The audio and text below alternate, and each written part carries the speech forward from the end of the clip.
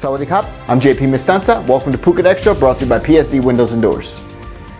Reports out of Bangkok say that Thai nightlife will soon come back to life around the country after a key figure in the COVID-19 Management Administration backed a proposal by musicians and entertainers to get back to work. On Thursday, musicians and entertainers made an emotional appeal, many of them, to the government to allow them to get back to work, citing financial constraints, and some officials have agreed, although proper safety measures will be put in place. While many businesses have reopened amid the pandemic, bars and entertainment venues across the country remain closed, and the emergency decree is still in effect until June 30th. Speaking with reporters over the weekend, the president of the Khao San Business Association on Khao San Road in Bangkok, he said he expects to get back to work on July 1st. But ultimately, even if Bangkok allows bars to reopen, the governors of each province have final say over their respective province on whether bars will reopen.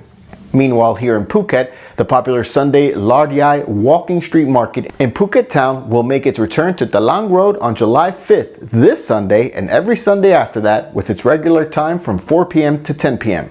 It's only the latest market allowed to reopen in Phuket after another market near the Korjan Bridge by the Phuket Vocational College returned last week. It's seen shoppers wear mandatory face masks and having to keep at least 1 meter distance apart.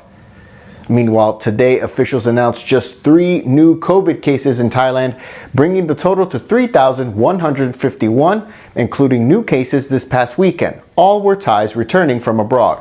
The death toll is still 58, while Phuket cases remain unchanged at 227. No local transmissions of coronavirus in Thailand for about 28 days, officials say.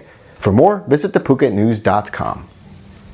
Now on to updates on international travel in Thailand, as officials did reiterate that expats with Thai families, business people, as well as medical tourists could be allowed to re-enter Thailand soon. Other reports say most airlines won't be ready until September. In addition to that group, officials are also considering adding investors and skilled workers to the initial list of people allowed to re-enter Thailand, according to comments made by the COVID-19 Task Force spokesman earlier today. Meanwhile, the director of the Civil Aviation Authority of Thailand did say last week that because of the uncertainty over the government's policies on international travel, none of the airlines are interested in resuming international flights next month, with some exceptions. He believes that September is most likely when most international commercial flights in and out of the country will resume. Once flights do resume, new regulations will be put in place, including wearing face masks, and meals and beverages can only be served on flights longer than 2 hours. But airlines are not required to leave empty seats between passengers. A partial eclipse wowed Thais across the country yesterday in a phenomenon that won't happen again for 7 years.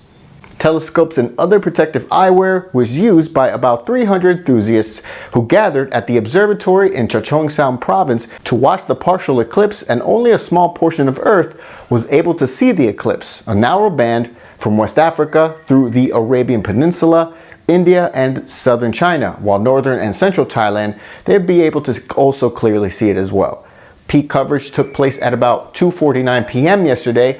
Some people, including those in Bua Yai district of Nakhon Ratchasima, they knocked on their houses with wooden sticks when they saw the moon start to block the sun's rays.